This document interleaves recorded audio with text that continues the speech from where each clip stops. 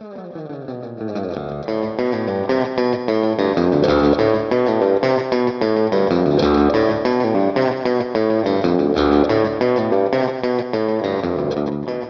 and welcome to Woman Inherits the Earth, a mother-daughter podcast about the representation of women in movies and television.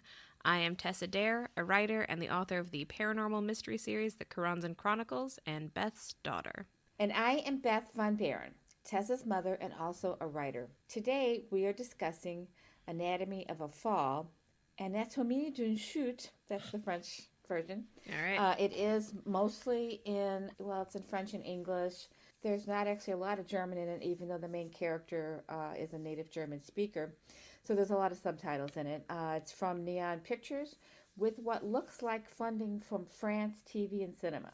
The running hour is 2 hours and 31 minutes. Directed by Justine Triet, or Trier probably. Written by Justine Trier and Arthur Harari. This film was the winner of the Palme d'Or at Cannes, and that is the highest prize awarded to the films that are nominated. And it looks like there's about 10 each year that are nominated, maybe a little bit more. There's quite a list, actually. I was looking at it earlier. It has been nominated in this country for Best Director and Best Picture at the 2024 Academy Awards.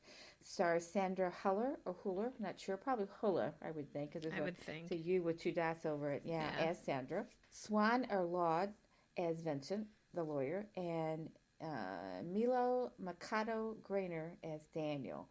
Those are the 3 main characters, a lot of supporting characters. And Daniel is a child. Daniel is a child. And that is, I can read the IMDb description. The story begins when Samuel is found dead in the snow outside the isolated chalet where he lives with his wife, Sandra, a German writer, and their partially sighted 11-year-old son, Daniel. An investigation leads to a conclusion of suspicious death. It's impossible to know for sure whether he took his own life or was killed. Sandra is indicted, and we follow her trial, which pulls the couple's relationship apart. Daniel, the child, is caught in the middle between the trial and their home life. Doubts take their toll on the mother-son relationship. Yeah, I think that is roughly an accurate description, although technically the story actually begins earlier than that. It begins with Sandra being interviewed by, I think, one of her students. While she's trying to conduct this interview, her husband, Samuel, I guess the French pronunciation is more like Samuel. Anyway, he while they're trying to do the interview, he starts blasting music from the 3rd floor of their chalet, eventually making it impossible for them to continue, which clearly irritates Sandra and honestly also the woman who drove all the way out there to interview her. But they part ways and agree to finish later on. And then Sandra and Samuel's son Daniel goes on a walk with his dog, and when he comes back, he finds his dad's body in the snow. So there are 2 things about this opening scene. I was actually a little astounded that Sandra wasn't more upset about him running this very loud, chaotic, almost punk-sounding, grating, noisy music. There's a term for it. It's like that sort of tin drum that you hear sometimes in like Caribbean music. Yeah, the song is called Pimp. Yes. And yeah, so that's one thing that bothers me, that it's very loud. I mean, it's oppressively loud. We can barely hear the conversation between the 2 women. Yeah. And he's up 2 floors. He's up 2 floors from her, and it's that loud. It's obnoxious, and it does kind of immediately raise the question of why doesn't she go and ask him to turn it down? Spoilers for later. My suspicion now, having seen the whole thing, is that she felt like he was probably in a really sensitive place and maybe didn't want to inflame that they had just had a fight the day before that was pretty nasty, and I'm guessing either she just didn't want to interact with him because of that fight, or she felt like maybe she had to walk on eggshells. She's very accepting of his need to have this music played so loud. She even mentions to her, I told you it might be loud. Yeah, she says that to her. So she knew that this was a possibility, and she went ahead and scheduled the interview Anyway, so the whole thing is a little bit odd. We don't know why yet. We come to understand why later, but at this moment, it's an odd opening. And I would say that it wasn't apparent to me in for the first 10 or 15 minutes that Daniel was blind. And not severely. He can see a little bit, Yeah. but it wasn't obvious to me until he's explaining how he had to touch the textured stuff that his dad had put on the building. Yeah, the tape. To the tape, yeah. To know where he was, and it had different textures. Yeah, they do eventually reveal that Daniel's father put tape around the house with different textures so that Daniel would always know where he was, which becomes important when he is later. Mm-hmm. They keep referring to him as a witness to what happened, and I guess in a way he is, but he didn't actually witness his father's death. He was more just like the only person other than the person who was suspected of killing him who was in the vicinity, but he didn't see his father's death. He didn't even, by his own account, he didn't witness an argument. He doesn't think that they were arguing before it happened. There's kind of one big scene that is at the center of this where we finally get some insight into their relationship, but before that, there's like an hour at the beginning of this movie where you don't really know anything about the deceased person, Samuel, except that he interrupted his wife's interview with this loud music. You don't even see him because she doesn't go up and interrupt him.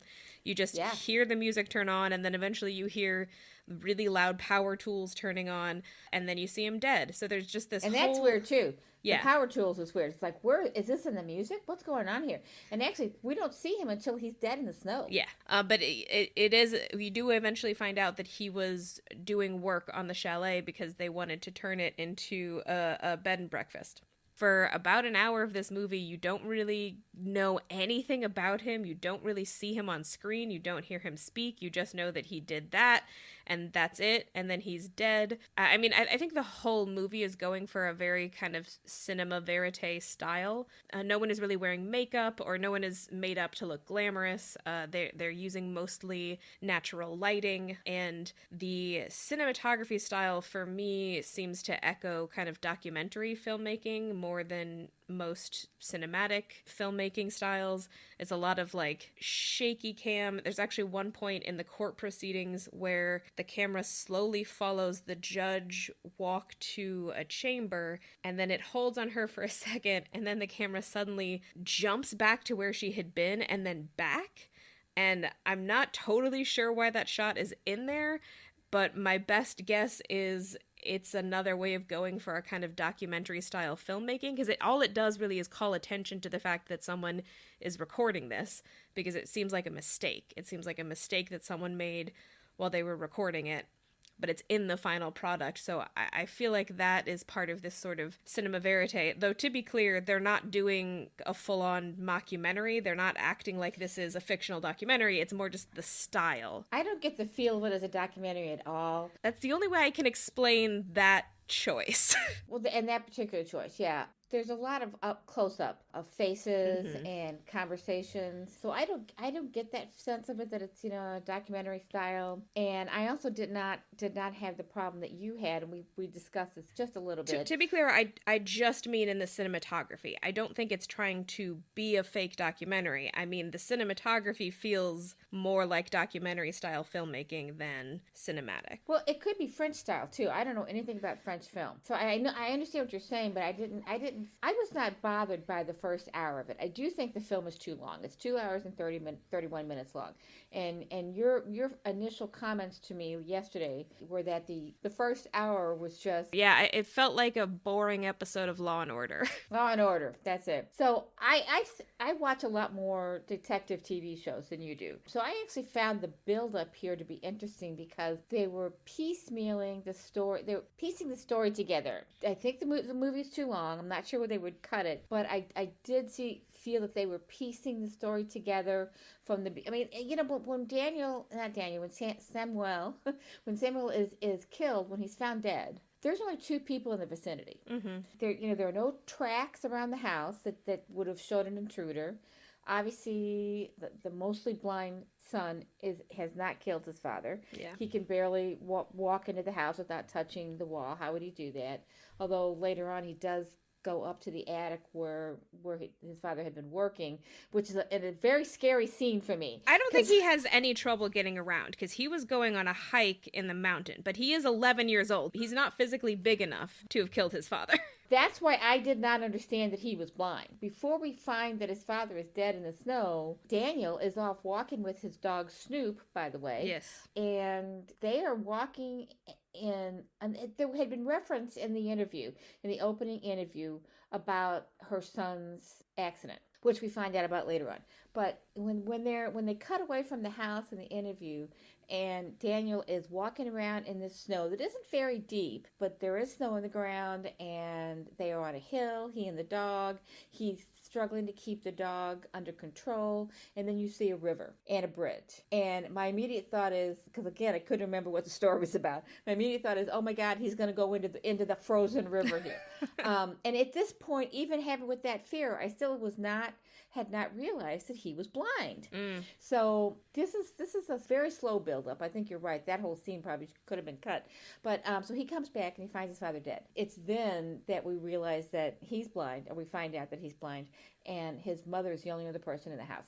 So the immediate attention for the investigation falls on her. That's just the point that I'm trying to get to. And that does take a long time.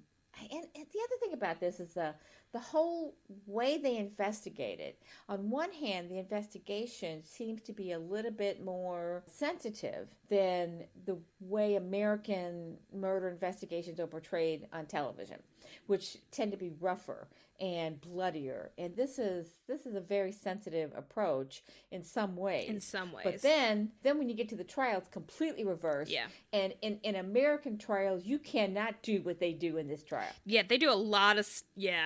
A lot of opinionating, a lot of slanderous stuff that would be just cut, stopped immediately in an American courtroom, which I think is the way you should go. I do think there is an interesting element to this experience being an American watching this, because I don't really know how the French courts work, but it felt to me like there were a number of moments that would not have flown in an American court, including the fact that this went to trial at all, because they have literally no evidence. They have no evidence that it was her. No evidence and no motive. In the American court system, you have to have three things: evidence, motive, and means. Yeah. So they can't prove the means either, because she's asleep. Yeah. When this happens to him. And they don't have a murder weapon. They don't have a murder weapon. That's a third one. Not it's motive, murder weapon, and is that the means? I think that is the means. I think that's the means. And, yeah. Anyway, so they don't have a murder weapon, and he has a big gash on his head. Yeah. That it's a little confusing, but sometimes they say, well, he was hit over the head and knocked out the window, and other times they say, oh no, he hit his head when he hit the shed. Yeah, they're kind of inconsistent about that. Very inconsistent. When she is first talking to her lawyer about it, he says, the most obvious thing to conclude is that he must have hit his head on the shed on the way down. However, there's no blood on the shed, so we're just not going to go with that at all. But then later, when they're doing the blood spatter analysis in the courtroom, both sides show that he must have hit his head on the shed on the way down. So I'm just like, why are we here? But there is blood on the shed. There is blood on the shed. But it's not on top of the shed. No, it's on the side, which is a little odd. Just to be clear to the listeners, in case you haven't watched the film, the only reason that they determined that there is a suspicious cause to this death, and the only reason that they do that is because he has a gash on his head that they decide is inconsistent with the position in which his body was found, which right off the bat, I'm just like, I'm sorry, you don't think there's any possibility that his body fell one way first and then moved? But they're on a snowy slope. You don't think there's any chance that his body just isn't in the exact position that it initially fell in? Like that could have rolled, or he could have been still alive and crawled, and that's what the conclusion they come to is that he crawled a little bit and turned his body over. So I did find watching about the first hour of this movie to be kind of frustrating for two reasons. One, because it felt like so much of it was designed to give me little context-free snippets as if to be constantly reminding me that I don't know for sure what's going on. And my feeling is you don't need to do any of that. I already know that I don't know what's going on. You could kind of jump straight to the trial and I would still know that I don't know exactly what's going on. And then the other side to it is I did not feel at any point that there was a compelling reason to indict her at all. And let's get to that, because there is no motive. Mm-hmm. So we do find out during the course of the trial that they have recordings that he had been making for the last year of his life in secret that she knew nothing about. Yeah. And some of them have fights in them. Well, every couple fights. Yeah, exactly. So that's not enough. That's not enough of a motive. But they also used that as proof somehow. He was recording his life. He was feeling good about himself as proof that he was not suicidal. Yes, people who are feeling good about themselves record their spouse in secret. Thank you. And there's no weapon. The thing is, if they were on a snowy hilltop. Yeah. If she had clubbed him over the head with something, there would have been a weapon that they could find. Exactly. Not that much time had gone by. She wouldn't have been able to go out into the woods and hide the weapon and then come back and not leave footprints in the snow. Or have her son not notice that happened. Like, her son finds him pretty soon, and she comes down, like, he calls for her and she comes down from like deep in the house. It doesn't really, they dismiss it very quickly at trial. The prosecutor is like, we all know it's easy to get rid of a weapon, and I'm just like, I'm sorry, really? do we all know that? No, do we all know that? Really not. It's really not. Yeah, so that is, I mean, again, it's one of those things where I just kept having to remind myself, okay, this is France, and maybe their court system is really different. Now, to be fair, in the American court system, I would basically only believe that this went to trial if Samuel had been really rich and she really wasn't. Because that's typically how court justice happens in America. Whoever's wealthy is the one who has the advantage in the court of law, as it were. But that brings us back to motive. She has no financial motive to kill him. Like, the chalet, she's the breadwinner. Is his. She's the breadwinner. Yeah, but she's the primary breadwinner, at least from what we can tell. It seems like her work is what brings them the most money. The chalet was his family's, but also she doesn't seem to like living there. I don't think she wants the chalet. I don't think she would kill him for the chalet. It's like, this is a very classic example of a divorce would be easier than killing him. Yeah. And their kid is 11, which, that's how old I was when my parents got divorced. You're old enough to deal with it at that point. Well, I think divorce never occurs to her because she does not understand how truly mentally ill he is. Or I started to say unhappy, but it's not just that he's unhappy. There's something else much more serious going on, and he has hidden it from her. She doesn't understand. Yeah, I think despite his characterization of her in the fight, which we should probably get to pretty soon, I think despite his characterization of her, she has actually really given him the benefit of the doubt over and over again and really tried to make this work. She really has. She moved. She was happy in London. She was happy in London. She was happy in London. She moved here for him. She didn't want to move to France. Yeah. She moved there for him. She put her whole life on hold for him, and we'll get to the conversation between them in a minute. But she's not incredibly unhappy because she loves her son. She loves their son. She loves her husband. Yeah, I think she does too. She appreciates him and she loves him. Yeah, she would love to go back to London, but they're there so that he can write. And here's something else about the beginning of the film before we get into the crux of the film, which is their fight. There's a statement in the interview.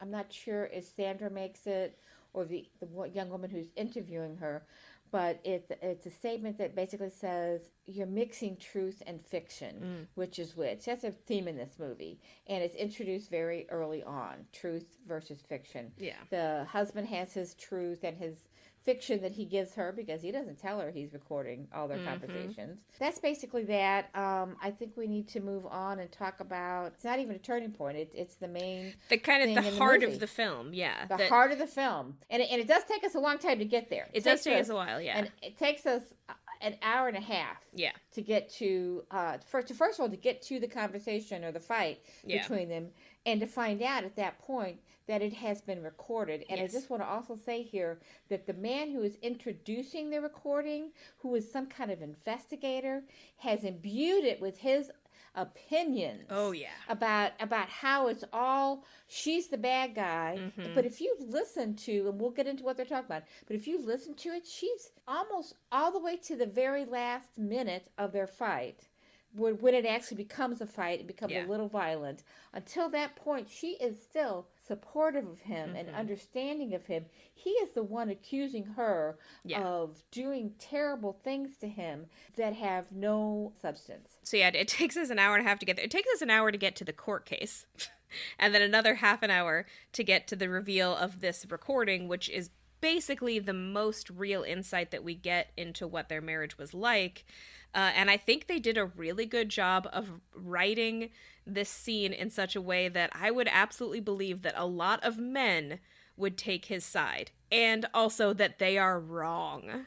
Yeah, absolutely. Isn't that interesting? Yeah. Because I really do believe, and it's subtle. Yeah. It's subtle. But when you, and the thing is, if you were just hearing him in a lot of the conversation that's been recorded, if we weren't also, as the omniscient movie viewers, seeing the scene happening, because they're playing the audio in the courtroom, but we are seeing it happening because we're in the film audience until the end, and until the most important part of their fight we don't get to see. So but leading up to that, we see him, and when he makes these accusations about her, he gets this look on his face like, I got you. Mm-hmm. Because he knows he's recording her. Exactly. Even without the physicality of it, if you just listen to the things that he says, everything he says is designed to be a trap. And when she counters him with logic, he pivots to a different emotional trap. It is sublimely frustrating to listen to, because he makes no decent points, and yet you can just see men all over the world being like, look at this poor put upon man, and it just makes me want to tear my hair out.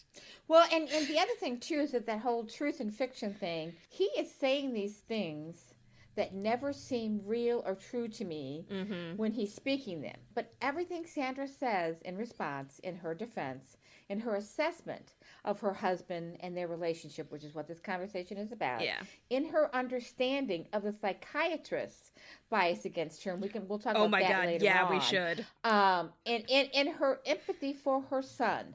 All of these things ring so true from the very beginning. I never doubt her. I never doubted her. Neither did I. And I don't know what it is, if it's the acting, if it's the writing, if it's the directing, but that is so very convincing to me throughout the film. I feel like it's because you and I can recognize the situation that's happening, you know? Maybe that's it. But I don't think it's just that. I also think that they have done a very good job of playing to these kind of sexist tropes that a lot of men still really believe in. She is a powerful woman who is more successful in the field that this man wants to be successful in, and I would say the majority of people have an innate suspicion of successful women, and that alone is basically what propels you. Because I will say, like, I did not forget what this film was supposed to be about. I had seen it described repeatedly as a courtroom thriller where you don't know whether or not she did it until the very end, and then I started watching it and I was like, I'm sorry, who watches this and thinks she did it? There's no evidence. Like, unless you are just going into it innately suspicious of her, there is no point in this movie where I truly thought she did it. At most, before the court case started, there was a moment where I was like, we can't really prove one way or the other. That's the closest I got to thinking she might have done it. You know, in this country, you can't convict somebody. All you have to do to get somebody off of a murder charge is to have reasonable doubt. Yeah. And there's a lot of doubt in this film. Yeah. The first half of the film, they completely rule out that it's suicide because they don't understand what this man was going through. Yeah. And they don't make any attempt to. They talk to his psychiatrist, but he's got his psychiatrist bamboozled. Yeah, exactly. He is absolutely the kind of psychiatrist who just takes what their patients say at face value and does not actually hold up a mirror to them, does not hold them responsible, does not make them engage with their own behaviors. And like, that is a thing. There are a lot of psychiatrists out there who will just sort of passively listen, and that's not really what your therapist is supposed to do. No, they're supposed to help you question what you're doing and understand it. And this psychiatrist never does this with this man. We'll come back to that later because she really she stands up to him. Yeah. And that's a big part of this movie. She has to stand up to 3 or 4 men who have completely convinced themselves and everybody around them that this terrible woman has killed her husband. And she stands up and defends herself so gently yet forcibly, so eloquently, and it's so righteously, and in a good kind of righteousness, and it's calm. She's reserved. She doesn't screech. She doesn't scream. She's not the screaming female. She is reserved. She's got that Germanic reserve going on. Yes, and it really serves her well. And I'm not sure how the court system is set up here. There's like a judge, but then it seems like there are judges around her, and that's the jury. I'm not really sure how that works. I should have looked it up. But they all listen when she speaks, and she's formidable. So eventually they play the recording of the argument, so we see most of it happen, and then at the very end it cuts back to the court. So the one part that would be clearly damning one way or another, we don't actually see exactly what happened. Basically, at the end of the recording, there's some sounds of violence, and just from the audio alone, I think it's truly impossible to say what has happened, because they both sound distressed, and there's sounds of slapping, and I'm sorry, you can't tell who is doing the slapping from a recording alone, despite what that investigator who presents it thinks, because he thinks that he knows exactly what happened. He doesn't know. He doesn't know. And there are things breaking in it too. You can hear a couple things breaking, and she does stand up at the end and explain exactly everything you hear in that part. She remembers it clearly. And I think her explanation is quite credible. Everything she says is credible. Yeah. I didn't exactly write down how the conversation goes, but I did write my notes in the form of an outline for an essay on why Samuel is wrong. We shouldn't be laughing because this is very serious. It is serious, and he is dead. And I don't not have some empathy for him, because he seems like he was a very tortured soul, but where my empathy ends is where he decides that this is all his wife's fault, when in fact pretty much everything he complains about is his own doing. And not only that, and they don't ever state this, and maybe it's just implied, maybe it isn't even implied, maybe it's just my interpretation, but it feels to me like he killed himself in such a way as to set her up to take the fall. Just got the meaning of the title. Yes, yeah. They never conclude that he intentionally set her up. So my sort of journey through the film was, at the beginning, I honestly thought it was probably an accident, that he probably just fell out accidentally, and it was kind of unfortunate. I agree.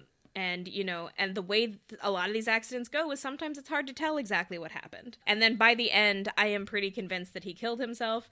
And my conspiracy theory brain is he killed himself and intentionally set her up to take the fall. Which, by the way, by the time he's dead, she is the only parent left to their son. So that's kind of a double asshole move. If she had been convicted... It's a male asshole move. It's a variation on men who kill their families before killing themselves. Because he wouldn't just be ruining her life, he'd be ruining the son's life. Now, to be fair, the film does not say that that's what he did. But he did leave this recording there. And lots of recordings. Yeah, he left all of these secret recordings. It feels like, at the very least, that was subconsciously what he was doing. So during the argument, and actually I think this gets revealed a little bit earlier, we find out that Samuel is partially responsible for their son's disability. He's responsible in the sense that he made a promise to do his fair share in childcare and did not do it. Yeah, he was supposed to go and pick Daniel up from school, and then he got caught up in writing and instead called their babysitter, who arrived to get him late, and maybe they were rushing, unclear, but after she arrived to pick up Daniel, he was hit by a motorcyclist, and the accident damaged his optic nerve, and that is why he is now partially blind.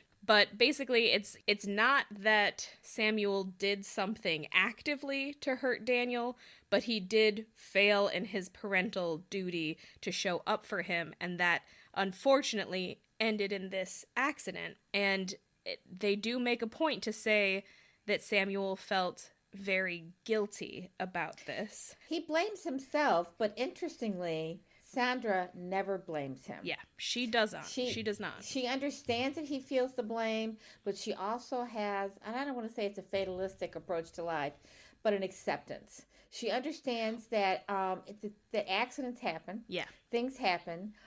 She does not want her child to feel even more disabled than he is. She doesn't want him to see himself as a disabled person. She says she doesn't want to cast his accident as a tragedy or obsess over it as a tragedy because this is the only life he has and she wants him to live it to its fullest. Which I feel like as soon as she said that, even everything else, I'm like, I'm completely on her side. Like, it's kind of rare that you see a parent with a disabled child in a film who actually has a decent philosophy about it. It's like, so much of the time it's hard. It's hard to do. It is hard, but like, you can tell that she has done the internal work to deal with whatever her own feelings might be and is prioritizing Daniel being able to live his life, which brings us to a really important point and in some ways the weird arbitrary center of this argument. For whatever reason, Samuel decided that he was going to homeschool Daniel for most of the week, like 3 days a week. They do say that Daniel goes to school in town 2 days a week, and Sandra brings him to school one of those days, and their family friend / occasional babysitter brings him the other day. And then the other 3 days, Samuel homeschools him, which I have a number of issues with. Personally, I am not a big fan of homeschooling. In America, homeschooling is very much associated with religious zealotry, but I also just think that that's a huge task to take on yourself, and I feel like it's very... Especially for a child who is blind. Exactly, and the thing is, it feels like that, and that's the other side to it, it feels like he's doing it because his kid... I mean, obviously he's doing it because his kid is blind, both for his guilt, but I think also because it's like he feels like Daniel is not up for being in school 5 days a week, and I just don't think that's correct. I think Daniel would do just fine in school. And schools, modern schools, are set up to work with children who have especially these kinds in France. of, especially in France. But here's my theory about it. I think he does this because he needs an excuse for sabotaging his own professional goals. Absolutely. Yes. He sees himself as a writer, but he never writes. Mm-hmm. He cannot write. He interviews people. He records things. He cannot write a single word. He does come up with an idea at one point, and he doesn't do anything with it, and it's a great idea. And she asks him, I could write a novel. I could write something with that idea. May I borrow it? May I steal it? May I have it? And he gives it to her because he can't do anything with this idea. She makes it into a novel that sells and supports them. But so he needs an excuse to not write, and what better excuse than to teach the child that you feel like you blinded. So yeah, I have a lot of issues with him deciding to homeschool the kid, and then my final issue with it is that is clearly what is taking up most of his time, but the crux of this argument that they play is his complaining that he feels like Sandra doesn't do her fair share of their shared work, when like the main thing that is taking up his time is this homeschooling task that he wanted to do that she told him was not a good idea. The other thing that takes up his time is the work on the house. Yes, which he also decided to do. It was his decision, yes. So this is kind of like their whole argument is he is pissed. Well, first of all, we come in kind of in media res into this argument, but it sounds like the very beginning of the argument is he's annoyed that she's going to do either the interview that the movie began with or interviews in general. A new book of hers has just come out and she needs to do a tour. Some amount of tour. We're not really sure if it's, a big traveling tour, if it's just doing a bunch of interviews, but he's upset that this is happening. You can kind of tell because they're sitting there eating that she doesn't realize that he's about to like gale force tornado fight her. She just thinks that they're kind of having a normal conversation, so she's just kind of like, well, you know this, it's just the time, like this is just what I have to do after the book comes out. And his response is, it's always just this time, but it's your time, it's not my time. And he just kind of like explodes at her. So his initial annoyance is just a normal part of having a job as a writer, which is her job. That's his initial annoyance, and then he builds into, you know that you can only have this career because I do way more of the work at home, and that allows it for you, and I'm saying that I want this to be flipped. And then she says, okay, but what are the things that you're talking about? And he basically does admit that the things that take up his time are taking care of Daniel and working on the house. Yep. Which she says, these are both projects that you wanted to take on that I told you would get in the way of your writing time. And now he's mad that he doesn't have enough time to write. It's infuriating, but he keeps just ignoring all of her arguments. His take on it is that she, quote unquote, imposes her style of doing things on the family. And he has two main points here. The first is that she, quote unquote, imposes her language, which I didn't even need to hear her response to know how bullshit that was. So he says she imposes her language because she speaks English. She is not English. She is German. They both speak English. He's annoyed that she won't speak French, which would be her third language, not her second language. It sounds like, based on the fact that they lived in London before, it sounds like they met in England. I'm not 100% sure about that, but it sounds like they met in England. They agreed on this. They agreed that they came to this country, which is his country, that they would continue to speak English because they both can speak that language. Yeah. She can speak a little bit of French, but she struggles with it. Yeah, it's not, she's not as fluent in it as she is in English or German. And he is pissed that she won't speak his native language. And she rightfully points out, you don't speak mine either. English is not my native language. It's the meeting ground between the two. And then his frickin' response is, but we're in France. Yeah, she moved to France for you. I just like, the more things that he says, the more clear it is that actually she has made a lot more concessions for him than he has made for her. She moved to France for him. She did not want to. Yeah, absolutely. She lives in his country. She never wanted to move there. Mm-hmm. She did it because she loved him, but it's not enough for him. He wants her to give up huge portions of her life so he can pretend to write. Yes. He says to her, you really have no shame. He says this to her. Yes, he says this to her. You really have no shame. That's your superpower. It allows you to see no one but yourself. And she responds to him still very calmly. I see you very clearly. I just don't see you as a victim. Mm-hmm, and that's a huge part. He's not. And that's a huge part of this discussion. Yeah. He keeps saying, but me, this is what you're doing to me. This is what you're doing to me. And she's like, no, you're doing that to yourself. You are not a victim. I'm not doing this to you. These are your choices. Yeah. Yeah, at one point he says, we're on your turf all the time. And she responds, we are in your country. Yeah. It's like, yeah. So his main other big point in this fight is that she never had sex the way that he wanted to. He wanted it. Oh, and my God. Her facial expression when he says this, just the kind of like out of nowhere shock. She's just like, what the fuck? What are you talking about? And she responds with, let's be honest, who's been refusing to fuck since the accident? And his response to that is, you know damn well I meant before. So I'm just going to pause here and say, okay, so they do reveal that they have not had sex since Daniel's accident. Daniel was 4 when that accident happened. He is now 11. This man has refused to have sex with her for 7 years. And she is still with him. And not only that, but he doesn't think that that is the sex life problem that they need to talk about. What they need to talk about is 7 years ago, she didn't do what he wanted sexually. And when she asks him what he means, his response is, quote unquote, everything, which is exactly what you would say if you didn't have an actual answer and just wanted to make her feel as bad as possible. It's just the epitome of fighting emotionally with no logic. Because he has no answer. This is just a thing that he's made up to try to make her feel bad. You know, I will insert something here, devil's advocate, that did occur to me.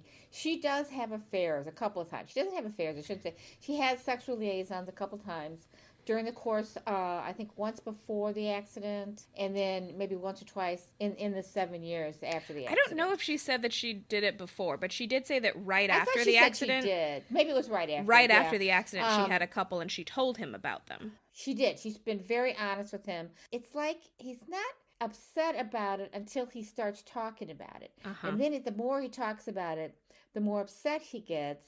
And she explains to him, and they've apparently talked about this before. She says to him, sex is just a form of personal hygiene. Yeah.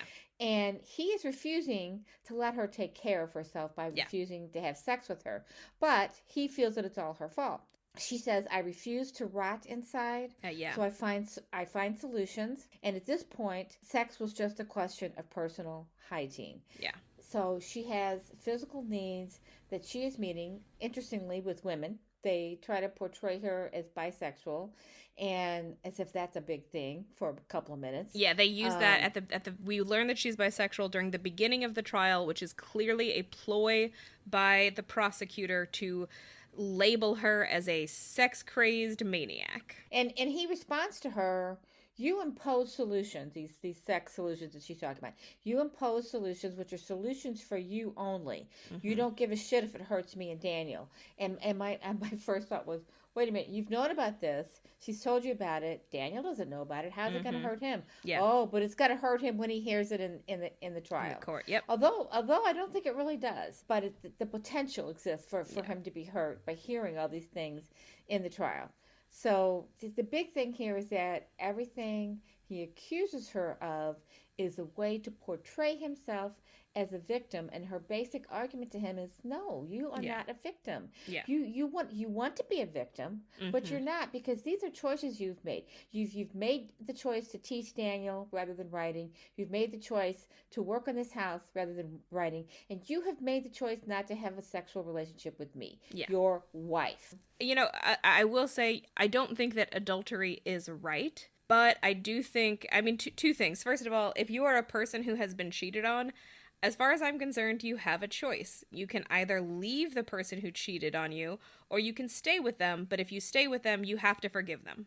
And that's for yourself and for the sake of your relationship. Because I don't think he really cares, though. I don't think. I think he's just using it. I'm just saying, like, from a philosophical point of view, if you are staying with someone that you know has cheated on you, you cannot create this environment of constant hostility where you're just constantly bringing this up every time there's an argument. That's not a sustainable relationship. If you can't get over it, then you leave. And if you can get over it, then you get over it. You don't just get to keep bringing it up forever.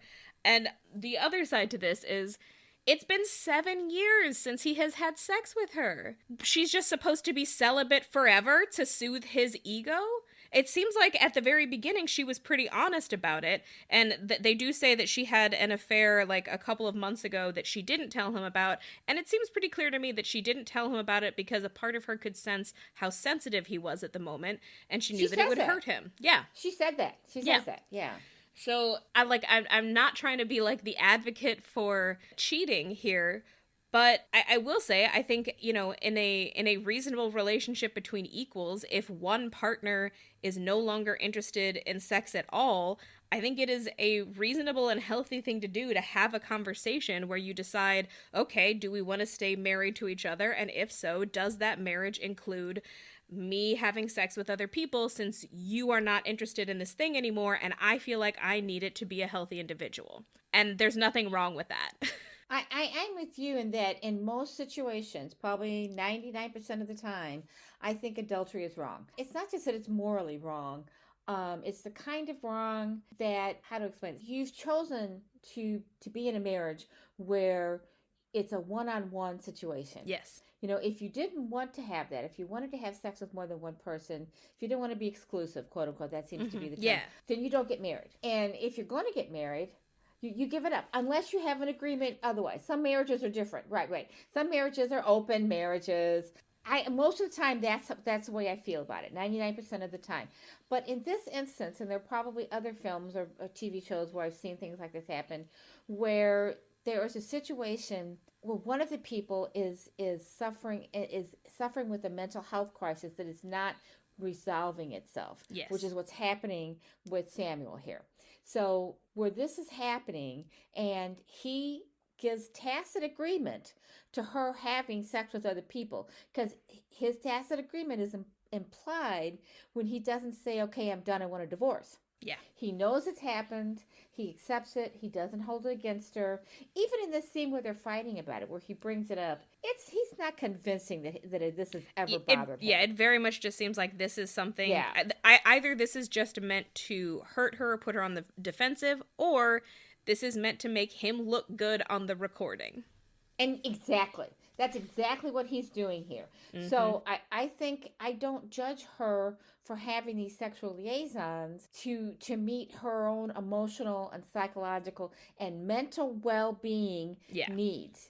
This is a woman who is a writer, who is a creative person, who is a mother of a child who she is trying to raise to feel as normal as he can. Mm-hmm. And she's got this husband who has taken on these projects that have overwhelmed their lives. Yeah. So she is trying the best she can to stay in this marriage and parent her child and be a working professional. So these things, she needs a sexual outlet. Most adults need a sexual outlet. Yeah. You usually find that if you're married in a marriage. Mm-hmm. She's not getting that here. And they both agree that he tacitly agrees that she can do this. So I'm fine with it. It does not bother me. I do not judge her. I don't hold it against her. And I think in the course of the trial, when they start off talking about this, they are kind of slut-shaming her. Yes. But then it gets to a point where they start to understand what's going on here, especially when they hear the recording of this fight where he admits that they have not had sex in this long and that he has known about these relationships and stayed with her. That's a tacit agreement. That's a tacit approval. Yeah. So I think that there is a difference between adultery and two people knowingly having an open relationship. Adultery implies that you are lying to your partner. Right. Deceitful. Yeah. Yeah. And deceitful, and also, it's a betrayal of the agreement. If your agreement, absolutely a betrayal. Yeah. Yes. If your agreement is that you are monogamous to each other, then not doing that is a betrayal of your agreement. But if your agreement is that, say for instance, that you will be in love with only each other, but you're allowed to have sex with other people, then doing so is not a betrayal of that agreement. Yes. So I did have one point. You mentioned that she used this idea that he had for a book, and that is, I think they did a very good job of coming up with two things that, if you take them out of context, sound really bad. He accuses her of cheating on him, and he accuses her of stealing his book idea. He puts it as plundering. Plundering. Yes, out of context, those both sound really bad, but the context is he had already given up on that book idea and had given up on it for a while when she asked him if she could use that idea, and he agreed. And the thing that I think is telling here is that they don't paint that book as her big success.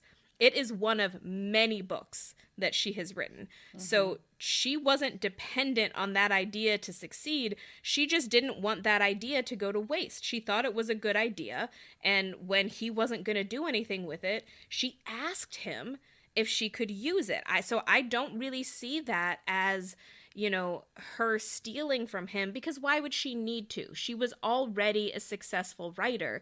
She just didn't want that idea to go to waste. And she tells him in that fight, if you wanted to write your version of it, I will admit that I took the idea from you. So her quote unquote plundering the idea for him. You could make the case that in the notes at the back of the book, she could have said, I want to give a big thank you to my husband, who basically gave me the idea, the basic, what would you call it? The basic conflict in the book. Yeah. He gave me that idea. Yeah. And I'm grateful to him. But she took that idea and wrote, as she says in court, she stands up and says, I took that idea and wrote 300 pages. He was going nowhere with it. And that's the difference in what they did with it. And again, he brings it up deliberately in this fight that he knows he is recording, because he wants, I think it's implied, he wants his wife to go to prison for his death. And these are two ways to do that. These are two motives. These are motives. He wants to give them the court system motives, and he gives them two. She's been unfaithful, and she plagiarized my work. Yeah. This is actually a rare example of a writer on screen who I don't have problems with, because I feel like that is a key point. I don't want to say that ideas are a dime a dozen, but they are not the hard part of writing. The hard part of No. writing is writing. You Yes. might come, I mean, different writers feel differently about this, but I am the kind of writer who, during the course of an average week, I might have 20 ideas run through my head. That doesn't mean I wrote 20 books. It super doesn't. It's a very good point. In the novel that I wrote, the basic idea is not that complicated, Mm-hmm. and I was able to come up with that pretty easily. But the Yeah. writing of 108,000 words, that's what it was. And so 108,000 words with different characters and other characters' plot lines and setting. Yeah. And and plus mine was set during the pandemic. So there were so many, the details they have to go Mm-hmm. into a novel are really the hard work of the novel. Yes. Now, if you come up with a very clever idea, and he did, Yes, came he up did. with a clever idea. Yeah, Yeah. it was a man's like brother. I think a man's brother was killed in an accident, and he Mm.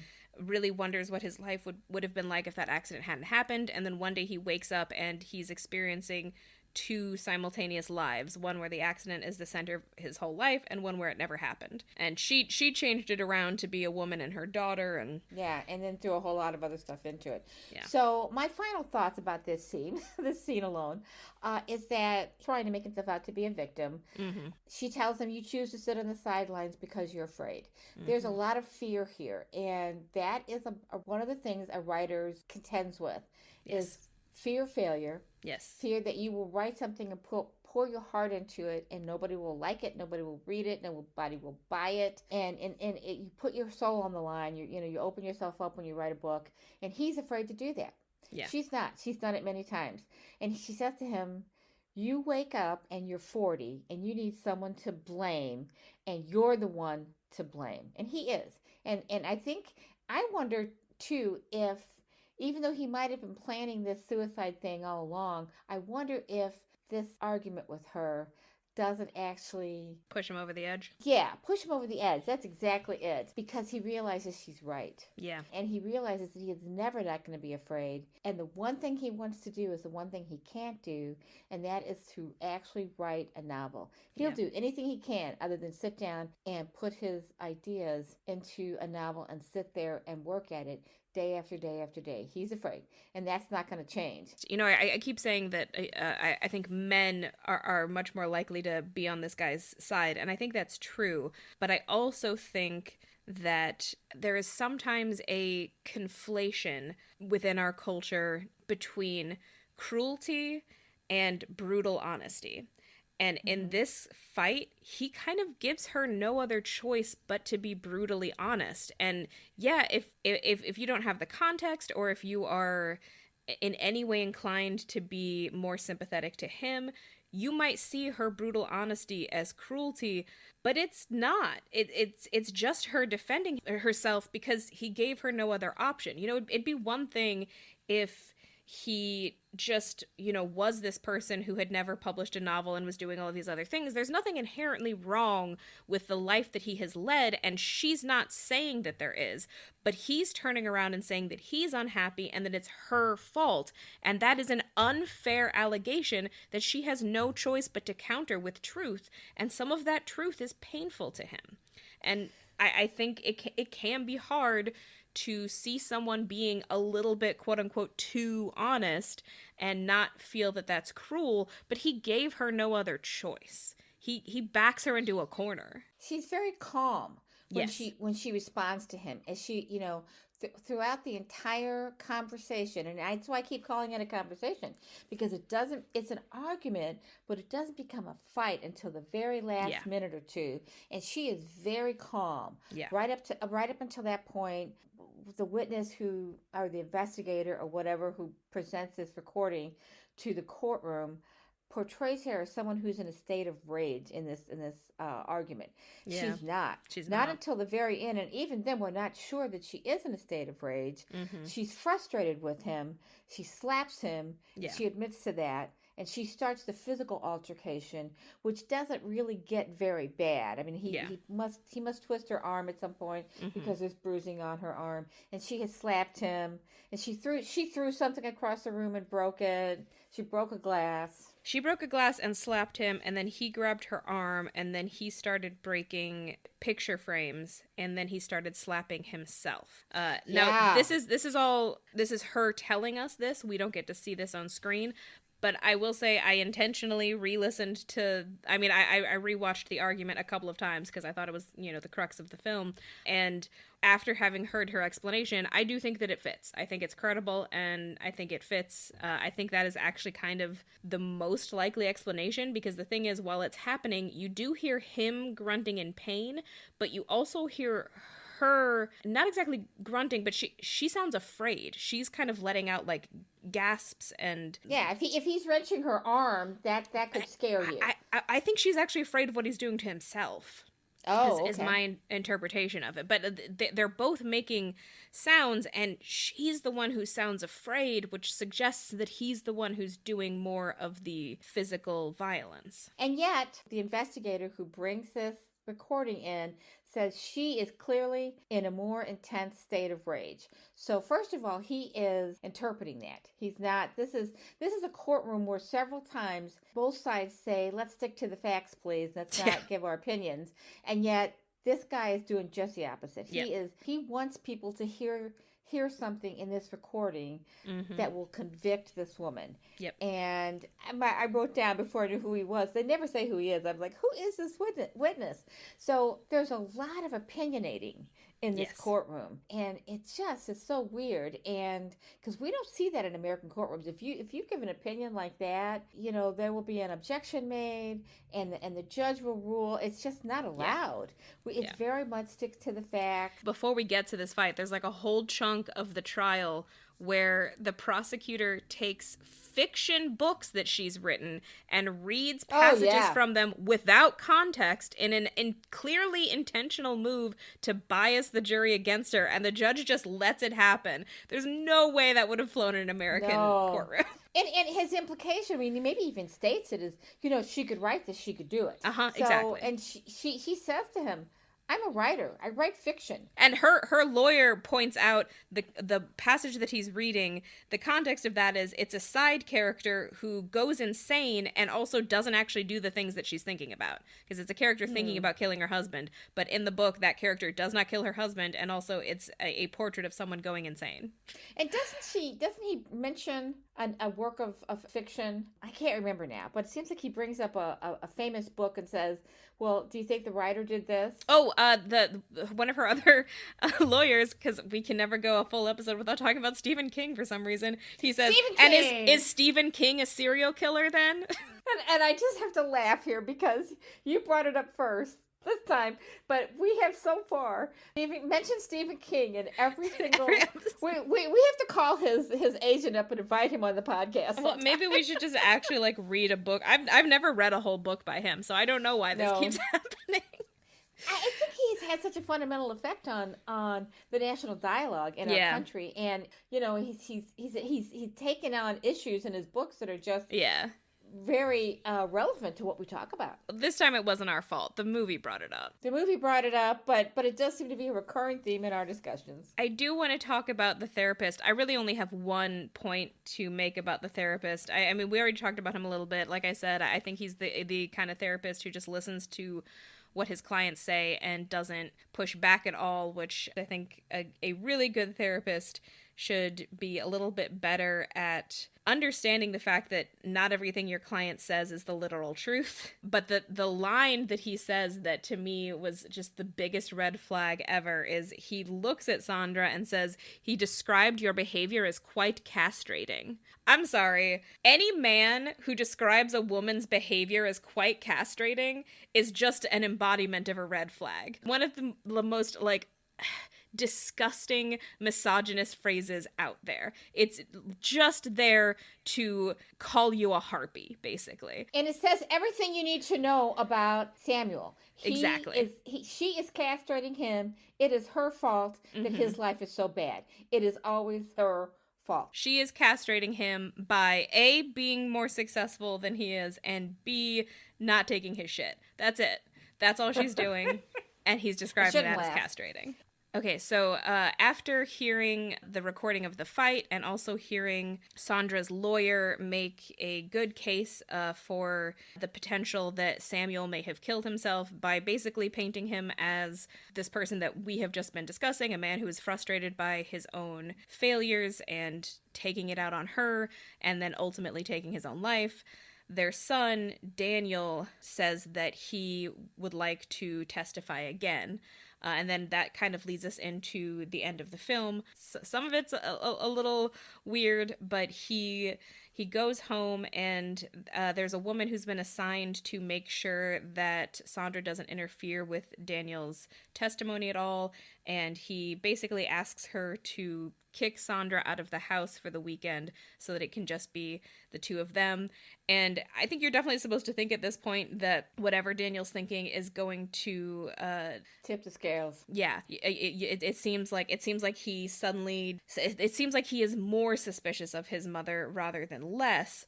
But that turns out not to be the case. I think part of what is going on is he just needs to process what he has just heard, because ultimately he does have the final bit of proof that his father killed himself. Mm-hmm. Two pieces of proof, actually. The first being that so the main piece of evidence that Sandra has that this may have been a suicide is that several months ago she found Samuel lying in a pool of his own vomit, and in the vomit there were partially digested aspirin, and then she found a bunch of empty blister packs in their trash, and she thinks that may have been a suicide attempt.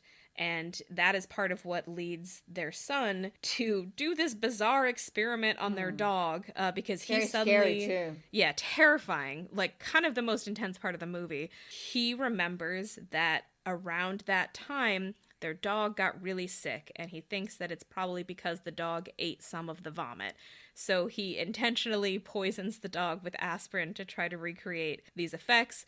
The dog is fine. The dog survives. They're barely. It looks like he's dead at one point, and this is a well-trained acting dog, let me tell you. Yeah, it's very intense. I was about to be like, ooh, this movie's gonna lose all of its points if they kill off this dog. No, and Messi, Messi, the dog, is a stellar actor, I just want to say. Yeah, so the dog almost dies, but it turns out to be okay. Unsung hero of the movie, Marge, the woman who is assigned to stay with Daniel, she basically saves the dog. She gets it to drink some salt water, which causes it to throw up, and then I had no idea that would work, and I raised two children. Interesting to know. But Daniel then testifies in front of the court about this happening and tells them that he almost killed his own dog, apparently. But then he also says, and to me, this is not only the final evidence that Samuel killed himself, but it's also kind of, for me personally, the final indictment of Samuel as a person, because how could you lay this on your kid like this? But when the dog got sick, Samuel took the dog and Daniel to the vet and gave Daniel this little speech about how he needs to prepare himself for the dog's death either way, because, well, and Daniel got upset and said that he didn't understand because the dog was pretty young. But Samuel says, well, it may be young, but it's a very good dog, and it does all of this stuff for you, and it spends all of its time taking care of you, and that can be exhausting. So it may die sooner than you think, and you just need to be ready to accept that. And Daniel says in the courtroom, I know now that he was talking about himself. And I'm just like, how dare you tell your kid that you're going to kill yourself and it's their fault? Because that is the subtext of what he said to his child. Nothing is ever Samuel's fault. Yeah. It's his wife's fault, and then it's his child's fault. But here's the thing about Daniel in these few scenes at the end. Well, first of all, something, like you said, something clicks for him in the courtroom, and he sends a message to the judge. And the judge leaves for a minute and comes back, and everybody's like, what's going on here? What's going on here? They don't say anything at first. We get through that court scene. The day is over. The trial is supposed to be over. But the judge says, no, we're reconvening on Monday morning so that we can hear new evidence from Daniel. Then they go home, and this happens, and Marge is her name, tells Sandra, he needs the weekend to himself. He doesn't want you here. Yeah. And this is heartbreaking. Yes. Because she is completely convinced that her husband has succeeded in turning her child against her. Yeah. That was heartbreaking for me because I had a similar experience with my ex-husband. I never worried about him turning you against me because you were older, but I was very worried about it with my son, with your brother. And I'm sitting on pins and needles as I'm watching this scene. It is so real. They did it perfectly. Yeah. But as the good mother that she is, she pulls herself together and goes to a hotel. Yeah. And she doesn't insist, no, I'm not going to do that. I'm going to talk to my son. You know, someone who is guilty would not have done that. First, that's one exactly. thing. One big point about this. Because she is more concerned with Daniel's well-being child than her own. Yes. Yes. The second point is that Daniel becomes the adult in these series of scenes. He does. He does what these adults in the court cannot do. And that is to see his mother as someone who is not a victim, unlike the way his father felt about himself. She's not a victim, except maybe of the court system at this point. She is not a murderer. He can see that. He can see the credibility in her that you and I have been able to see in her, and that probably every woman who watches this movie can see in her. Maybe and maybe a lot of men, but not all men. So he becomes the adult that the story needs because it's not getting adulting from the prosecution team. Yeah. They are just acting like children because they want to win. We get to the final scene in the courtroom where he gives his testimony, and it's heartbreaking, but it is so beautiful.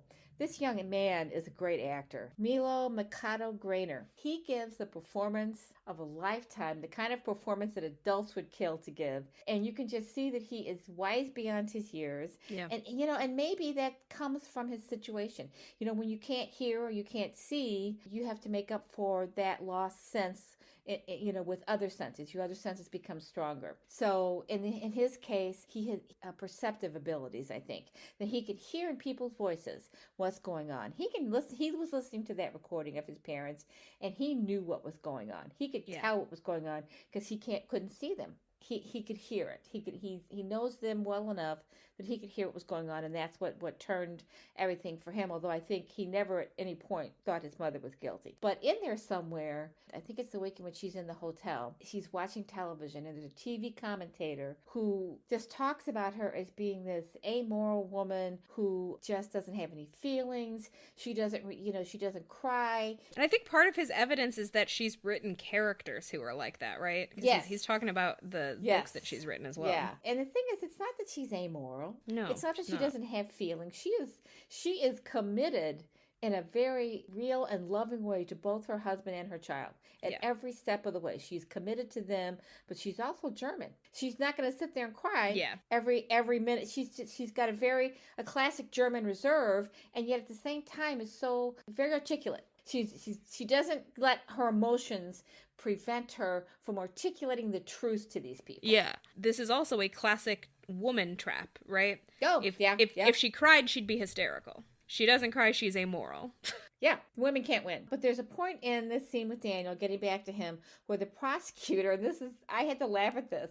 The prosecutor tries to get Daniel to consider that his mother tried to poison his father rather than it being a suicide attempt, and asks him, why choose one speculation over the other? Because Daniel has chosen has chosen to believe this. And this is the point that the prosecutor is trying to get across. You chose to believe this. And Daniel comes back and says, I chose it based on the evidence. Yeah. And it's so funny because the prosecutor has been making statements throughout this entire trial that are purely subjective. And he says to Daniel, you're being subjective here.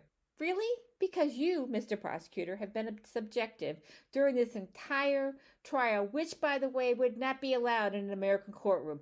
Thank you, American jurisprudence. Anyway, but it's so funny. It's so ironic. He can't see it, that he's been doing this during the entire trial, and he's accusing Daniel of doing what he has been doing. I think it's a move of desperation, because I think he kind of knows that Daniel just destroyed his case. The reason Daniel can destroy his case is because he's looking at the evidence, but he also lived with and loved both of his parents and knew them both very well. He's a perceptive kid.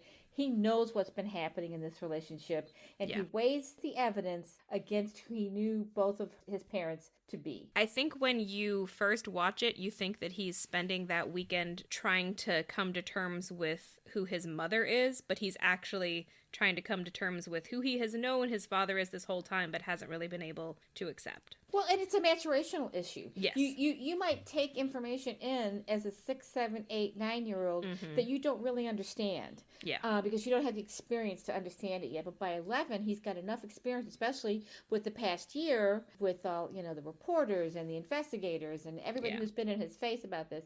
He's grown up a lot. Just to talk very briefly about the very end of the film, she gets acquitted and then she goes out for dinner with her lawyer. It's also a very well done scene, and it's kind of the ultimate heartbreak of the film because, as she says, she thought that winning would involve some kind of reward, but there is no reward and she doesn't feel any better.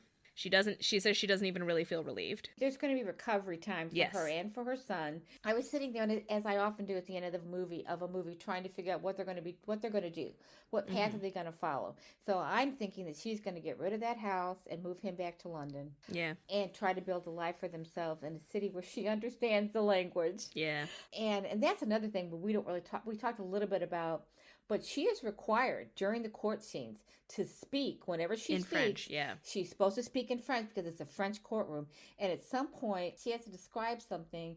I can't remember what it is, but she turns to the judge and she said, I don't have the language to describe this. It's too complicated, yeah. It's too complicated. Can I speak in English? And they have an interpreter who interprets it for the courtroom. Language is very important in this movie. Yeah. Do you want to go into hot takes, or are we ready for that? Or it's hard sometimes to come up with hot takes. I think my hot take is just that I do think this movie is too long. I think it's overall a good movie, but it did not need to be 2.5 hours long. I don't understand why so many movies these days are this long. I think you could cut out probably 45 minutes from the beginning, and I don't think you'd lose that much. I'm sure some people would disagree, but I think the lead up to the core of this film goes on a bit long. That's my hottest take. Well, and I have a couple hot takes. I think her relationship, Sandra's relationship with her lawyer, who is called the maestro, by the way, and that means master. But anyway, their relationship goes back to when they were younger. One of them talks about being in love with the other one. Yeah, the lawyer was in love with her. Yeah. So they had a relationship when they were younger, and there is a connection between them. He's a little withdrawn at first because he has to be. He's her lawyer, but they get closer and closer. There's a scene where they're a little drunk, and you keep thinking that they're going to end up having sex. That doesn't happen, and at the end of the movie, they get very close to each other, but they don't kiss.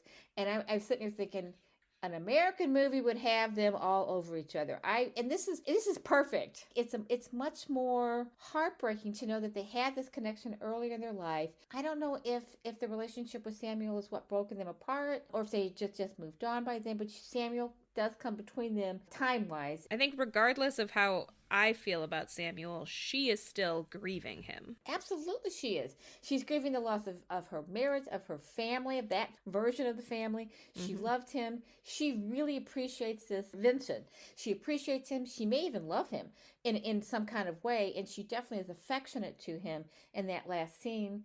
It's beautifully filmed. They're sitting in a tavern, and the other people that were at the table have left, and they're just sitting there, and they kind of embrace, and then they go home. So my hot take is that they didn't make this into a romance, and good for them. So that's one thing. And she does end up, the only person she sleeps with in this movie is the dog at the end, and that's the last scene, and that's a very good scene. I think she's in Samuel's office because she's sleeping on a couch. Oh, and she references, she doesn't go to her room.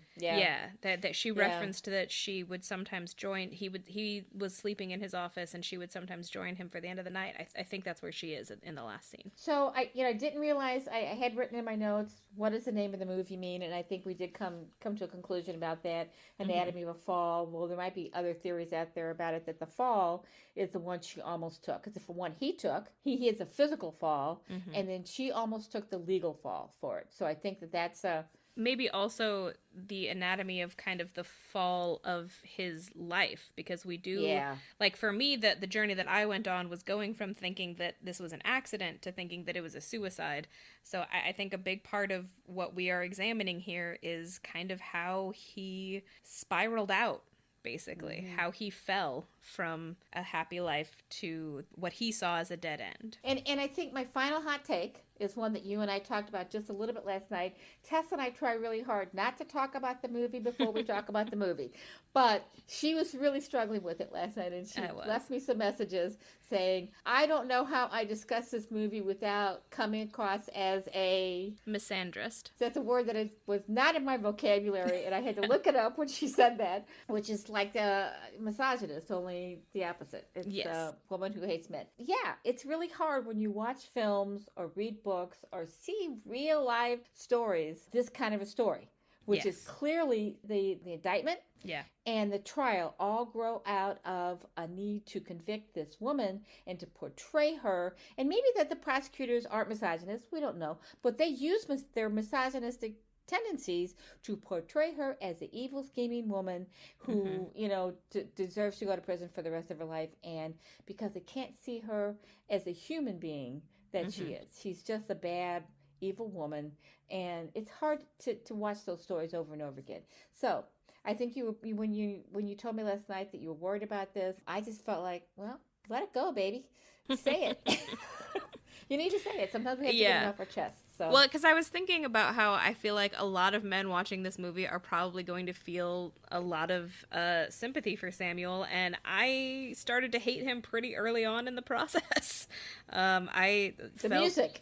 The music in the first scene made me hate yeah. him. Yeah. Yeah, I felt like he was very clearly my idea of a nightmare person. Yeah. And that just got stronger and stronger as things continued. But I also think that he is a real type of person. And I think that this film does get at a part of misogyny that sometimes some people don't seem to understand, or that we don't talk about very much, which is that a lot of misogynist men, the core of their misogyny is a feeling of their own failure. They feel like they have not achieved what they're supposed to have achieved, and meanwhile they're, bombarded by constant pop culture messages about how cool and strong and how much better than women they inherently should be, and also that women should just love them and do stuff for them. Then they see the world as it is today, where a lot of women are just as successful, if not more successful, than men, and they interpret that as women have stolen success from me. Yeah. And I think that that's a very common way of thinking. I think that pretty much all incels fall into that way of thinking. They feel like they have failed at life, and they've decided that that's women's fault instead of their own fault. Well, and you said that you pretty much did not like Samuel all the way through the movie. I think that coalesces for me in the scene where we watch him trying to trip his wife up and getting her to admit that everything is her fault. The actor is really good. He is really good. He doesn't have much screen time. I mean, this is pretty much it, this scene, which is maybe 5-6 minutes. And he completely, it's a turning point in the film, because even if you think she's guilty, when you see him do this to her, it's hard not to realize that this is the bad guy in the movie. I hate to say it because he is mentally ill, but he's the bad guy. So. He is. And I also want to say that Sandra Hüller's performance is also incredible. Oh, yeah. Having rewatched, I mean, that whole scene is really good, and I do wonder how they managed to accomplish it, because it feels so naturalistic and so much like a real fight that it's hard to keep in mind, like, these are actors who memorize these lines, because it feels like it just flows. Anyway, that, dear listeners, is all for today. I'm Tessa Dare. You can find me at my website, tessadare.com, where you can sign up for my email list, or you can follow me on Instagram at author.tess.adair, or on TikTok at author.tess.adair. And you can follow us on Patreon at patreon.com/whereyoulead. And I am Beth Von Buren. You can follow me on Instagram at STL_writer_Beth, or sign up for my weekly Substack email, Saturday Morning Musings, at stlwriterbeth.substack.com. This has been Woman Inherits the Earth, a mother-daughter podcast about women in film. We hope you enjoyed it, and we'll tune in again in about 2 weeks. See you then.